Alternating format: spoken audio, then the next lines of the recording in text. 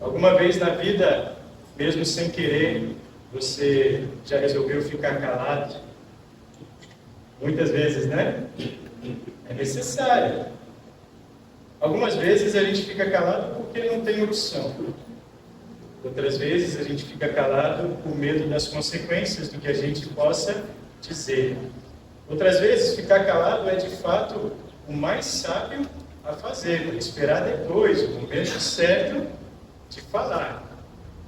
Outras vezes a gente fica calado por um certo cansaço, porque com algumas pessoas a gente chega à conclusão de que não vale a pena discutir. Mas às vezes a gente fica calado também para aprender a ouvir. E ouvindo melhor, interferir e agir melhor também na vida das pessoas que amamos, na nossa vida. O sábio em Eclesiastes já disse que há tempo de ficar calado e tempo de falar. Cada coisa tem o seu propósito e a sua ocasião. Tiago, na sua epístola, diz: estejam prontos para ouvir, mas demorem para falar e ficar com raiva. Não é à toa que a gente tem 2 ouvidos, uma boca só, não é? Calar, às vezes, pode ser o melhor. Agora, tem um assunto, tem uma situação sobre a qual a gente não pode e não deve nunca se calar. A gente não pode deixar de falar sobre Jesus e exaltar a grandeza de Deus e do seu amor na nossa vida, porque é propriamente para esse propósito que nós fomos criados, chamados, batizados e trazidos como filhos para perto de Deus. E é por esse propósito que Ele ainda nos deixa neste mundo, enquanto aguardamos a vida eterna. É verdade que muitas vezes o próprio Jesus pediu para as pessoas se calarem e não contarem, não é? Se a gente lê os evangelhos, a gente vê que em vários momentos, em milagres, em ocasiões especiais, Jesus falou, ou para a pessoa curada, ou até para os seus discípulos, que não contassem nada a ninguém. Isso era necessário na trajetória de Jesus, porque tudo tinha o seu tempo até que finalmente, cumpridas todas as coisas, ele chegasse até a cruz. Mas quando Jesus vai caminhando para Jerusalém com os discípulos, ele já vai mudando essa realidade. Ele já vai sendo cada vez mais claro para eles mesmos, embora eles ainda não tivessem capacidade para entender o que ele ia passar naquela semana e o que ele ia passar na cruz. E também falava sobre a sua ressurreição.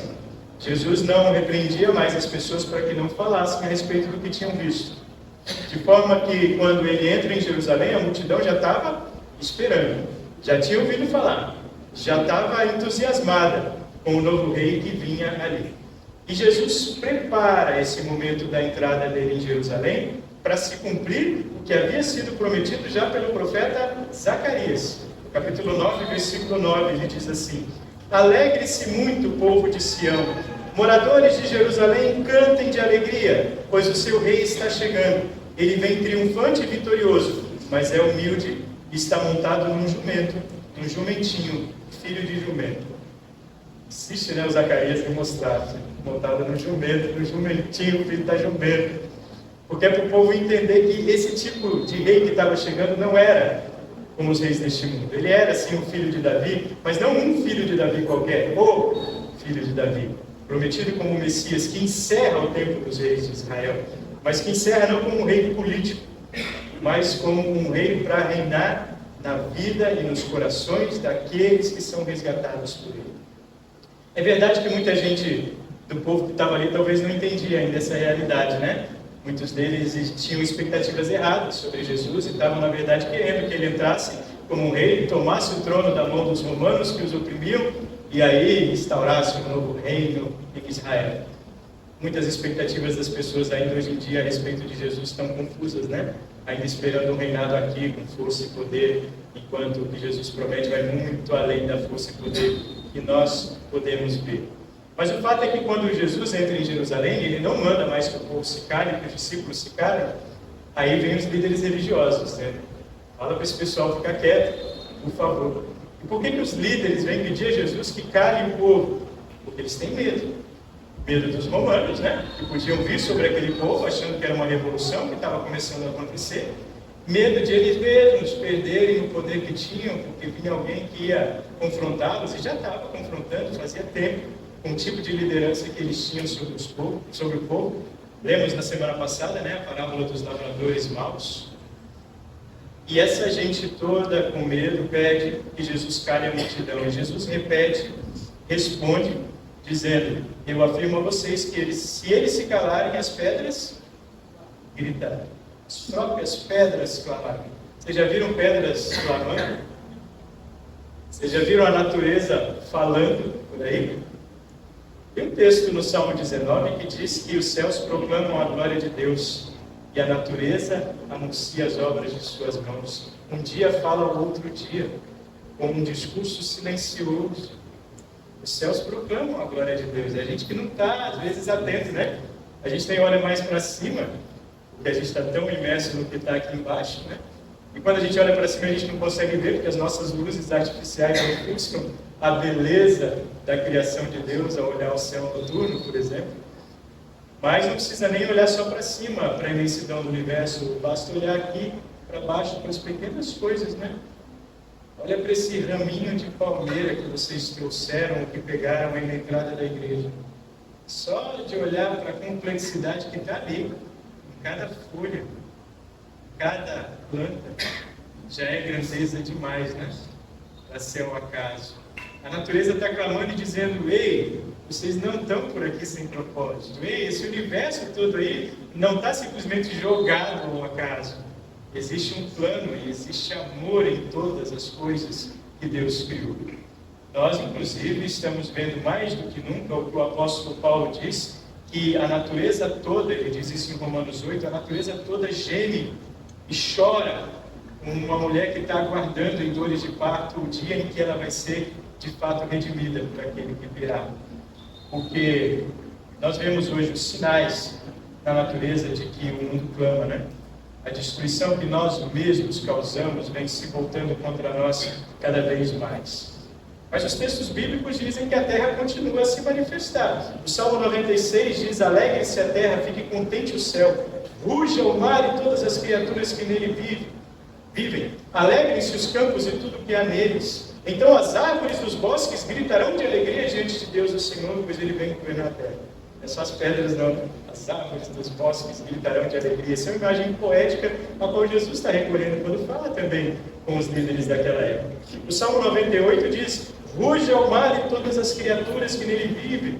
Cante a terra e os seus moradores. Rios batam palmas. Montes cantem com alegria diante do Senhor, porque ele vem governar a terra. Ele governará os povos do mundo com justiça e de acordo com o que é direito. É inevitável. É inevitável. Não adianta tentar calar. A natureza toda já manifesta e um dia será manifesto a todos, porque todo olho verá, toda língua confessará, todo joelho se dobrará diante de Jesus exaltado de uma vez por todas. Mas foi necessário que ele passasse pelo sofrimento. Foi necessário que ele passasse pela incompreensão das pessoas. Foi necessário que ele lidasse com o abandono depois. Tudo isso por amor a nós. Jesus sabia que muitos dos que clamavam Hosana naquele domingo, na sexta-feira já estariam gritando: crucifica, crucifica. E por que essa gente muda de opinião tão rápido, hein? Nós também somos muitas vezes assim, suscetíveis a emoções que às vezes abalam certezas. E por isso a nossa ligação com Deus não pode ser só de sentimento e emoção. Tem que ser enraizado com certeza de fé. Porque se eu tenho só sentimento e emoção, eu vou dizer coisas como: eu não vou na igreja não estou me sentindo bem, só vou quando eu estiver legal. Espera aí, não é onde você vai se debruçar diante do Pai que está precisando de ajuda? Se você só vier quando está legal e quando está sentindo vontade, alguma coisa vai correr o risco de faltar, né? Ou a gente vai achar que nos momentos de tristeza e dor, Deus não está do lado da gente. Quando de fato a gente não consegue sair de casa, não consegue sair da cama. Ali Deus não está presente? Porque eu estou mal significa que eu perdi a fé? Também não. Porque Deus ali está comigo todos os dias.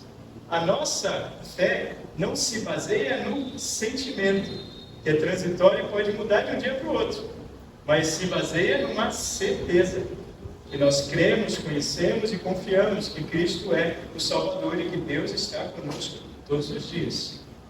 Muita gente dessa multidão, que depois abandona Jesus, abandona porque estava ali só pela emoção. Quem nunca, né, foi levado a um estádio de futebol, ou a um show, a cantar e gritar, e depois passou. O que não era algo que estava enraizado, de fato, no seu coração. Jesus quer, de fato, que a gente seja como aquele justo que está plantado à beira do rio, de que fala o Salmo 1, que a gente tenha raízes. É até bom lembrar, né? O destaque na nossa igreja, como lema desse ano, é firmados no ensino que recebemos, né? No ano passado a gente lembrava de estar enraizados, de fato.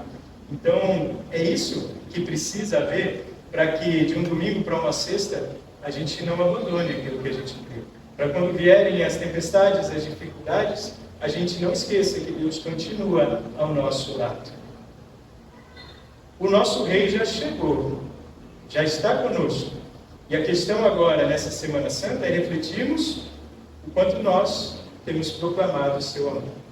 Nós não podemos deixar de falar das coisas que vimos e ouvimos. Isso foi Pedro e João que disseram quando tentaram calá-los depois, lá em Atos dos Apóstolos. Nós não podemos deixar de falar. E por que a gente às vezes se cala? Por medo de como as pessoas vão reagir?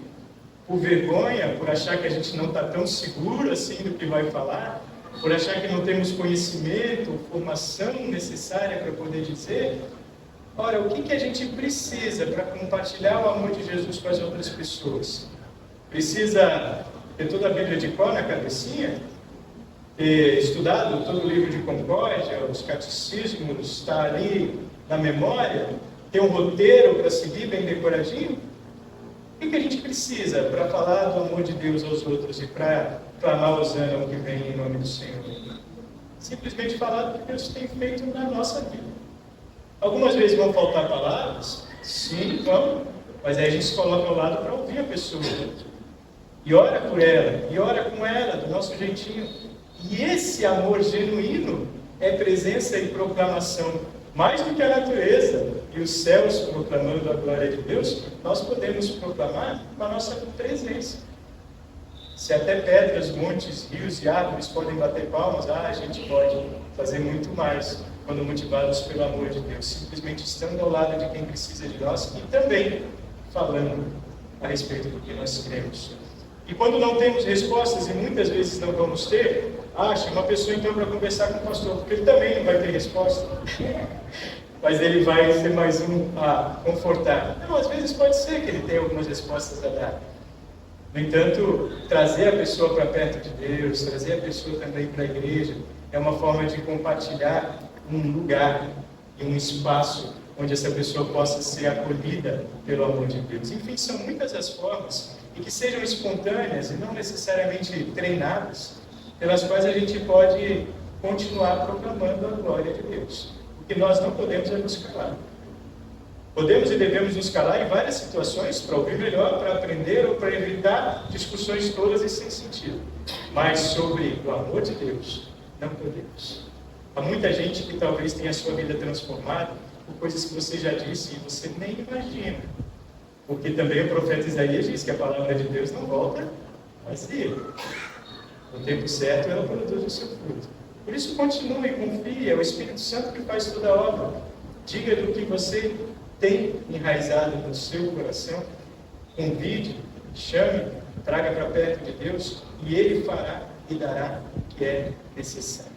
Se a gente parar de clamar, até as pedras vão gritar. Nós não queremos isso, né? Nós queremos fazer a nossa parte, que é para isso que Deus nos colocou aqui, né? Mas não por constrangimento, mas por amor e gratidão pelo que Cristo já fez por nós. Que essa Semana Santa que se inicia seja mais uma semana de fortalecer a cada um de nós nesse propósito.